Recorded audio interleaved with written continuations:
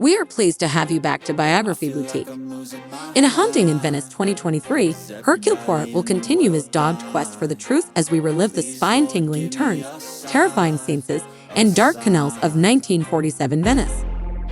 The film opens in 1947 in Venice, Italy, where the famous investigator Hercule Poirot is considering retiring but encounters resistance from individuals who may benefit from his investigative abilities. With an apple as a signal, Poirot's faithful bodyguard, Vitali, tells him about a woman of importance who wants to meet. Ariadne, a renowned writer, turns out to be this lady. As they examine their experiences, Ariadne provides a 1935 news item revealing fraud and witchcraft claims against Joyce Reynolds. Initially suspicious of the supernatural, Ariadne reconsiders following an encounter with Joyce Reynolds. She convinces Poirot to come with her to a Halloween scene so she may check its legitimacy. Poirot is intrigued. Rowena Drake's palace, which is now a refuge for orphans, is where the scenes takes place. The proprietor, Rowena, lives there, and Poirot is intrigued by her choices about money. Legends talk of vengeance for the children who perished there. Therefore, anyone living in the home usually faces disruptions and issues, as Ariadne explains. An old tale describes a house that is shrouded in darkness when the shadow of a little child materializes. This tragedy also devastated Rowena Drake, who lost her daughter a year ago. After the Halloween party, Rowena visits Psychic Reynolds to summon her daughter's ghost and find the truth. Poirot remains doubtful. Olga notifies Rowena that Reynolds has come, recalling the house's tragic memories. Reynolds surprises Rowena by locating the location of her daughter's room on the second floor and demands a scene there. Before the session, Reynolds confides in Ariadne, expressing anxiety that Poirot's presence may reveal his dishonest tactics. In an unexpected turn, Poirot discusses his lack of conviction in God, questioning the permission of horrible things. During Poirot's speech, a beautiful light collapses, prompting a dramatic conclusion to the Halloween celebration, and the orphanage youngsters decide to depart. Thinking rationally, Poirot explains to Ariadne that the ceiling had split, leading the lamp to fall. Alicia's previous fiancé, Maxime Gerard, appears. Rowena mistakes him for Gerard, blaming him of causing Alicia's illness and tossing him out. When Gerard is alone, he dwells on the flaws in his relationship with Rowena. Gerard explains he received an unsolicited invitation to Alicia's scene. Despite Rowena's initial misgivings, she finally permits Gerard to join the magical session. During the seance, we are introduced to Mr. Ferrier and his son Leopold Ferrier, a doctor treating Alicia as a history of medical service. Having treated typhus during World War II, the seance takes up with Reynolds in the middle, surrounded by 6 persons: Olga, Rowena, Dr. Ferrier, Leopold, Ariadne, and former investigator Hercule Poirot. Reynolds seeks to connect with Alicia's spirit, wondering if she's present.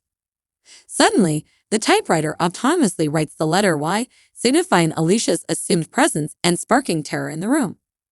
While Poirot grapples with skepticism, he looks deeper into the issue and finds a startling finding.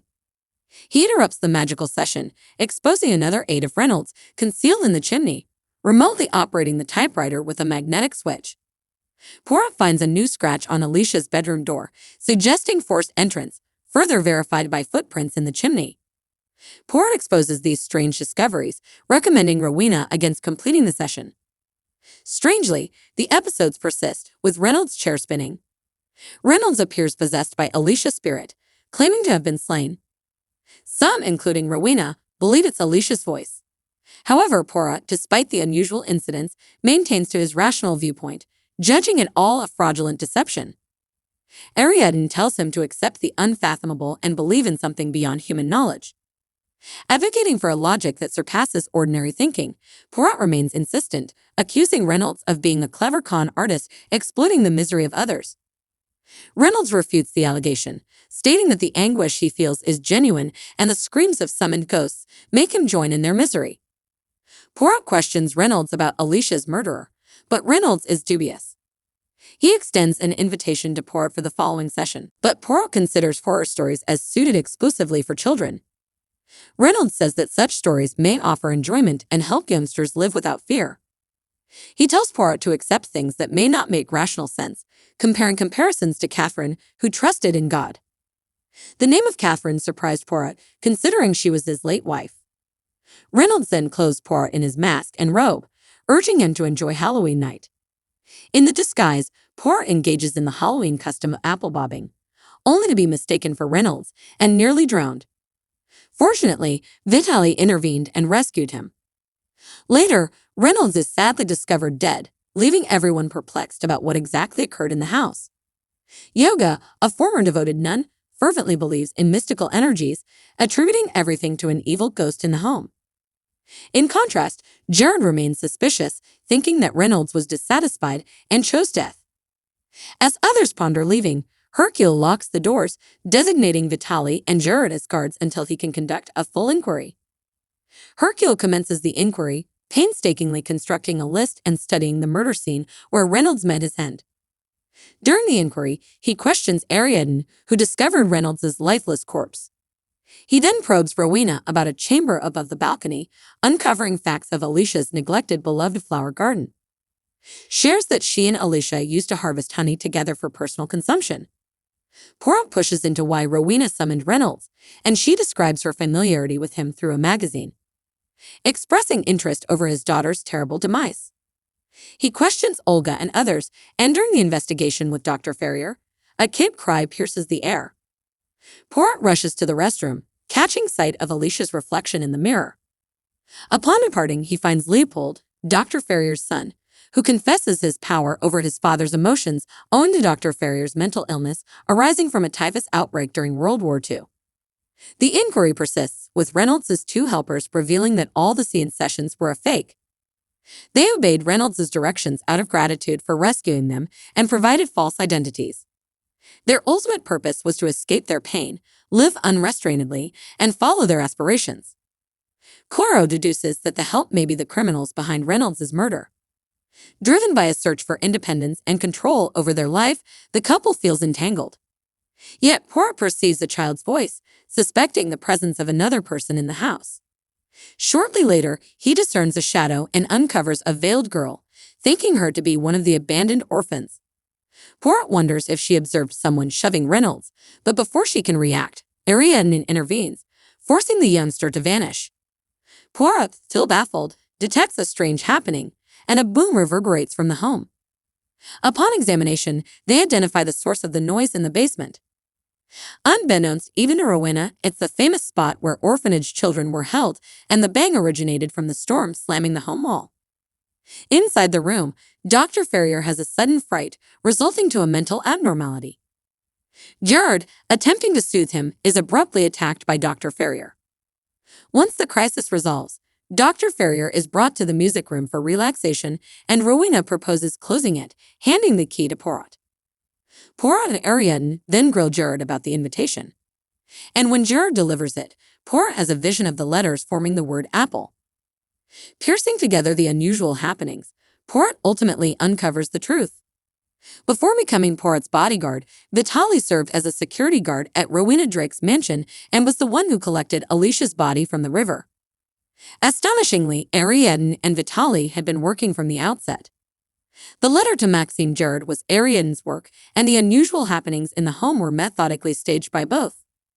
Their idea was to produce a horror play for Ariadne's novel, showing retired detective Poirot as an apparently ludicrous guy enmeshed in mysterious happenings.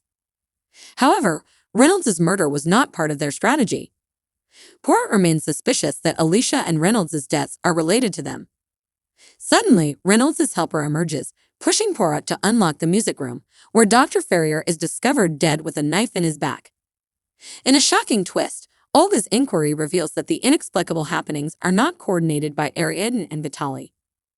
Olga remembers Alicia's final moments before her death. She hears footsteps and whispers, watches Alicia seeming conscious but sleepy, and believes that Alicia woke up after Olga's departure.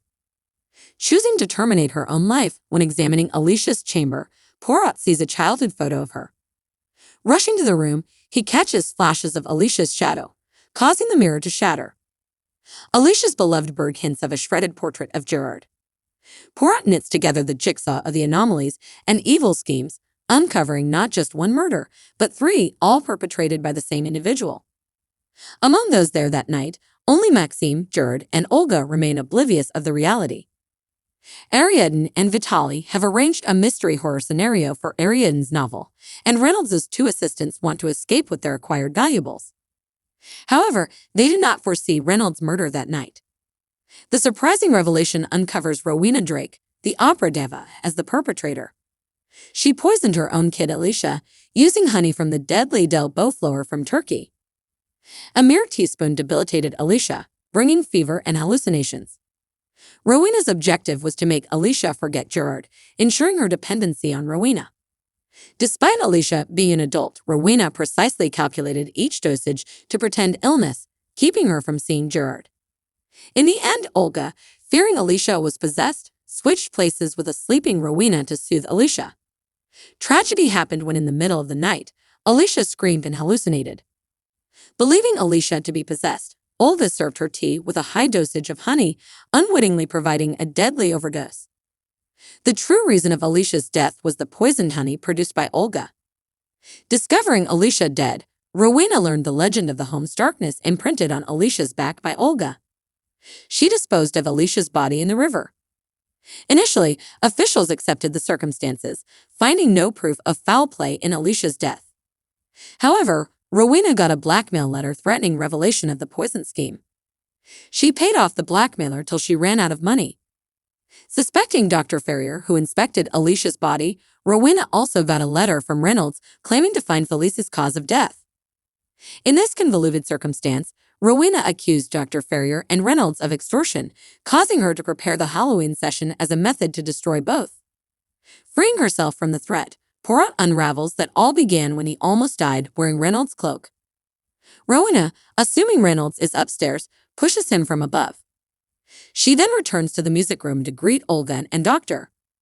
Ferrier's murder shocked everyone. Rowena, trapped with Ferrier, telephones and tells him to kill himself or she'd harm Leopold. Due to mental disorders and hallucinations from Rowena's tea, Ferrier resolves to terminate his life to rescue his son. Experiences hallucinations after Ariadne unintentionally serves him tea with poisoned honey. Anxious about it, Poirot follows Rowena as she attempts to escape. Cornered, Rowena admits not wanting to lose her daughter. Alicia arrives, pushing Rowena into the water.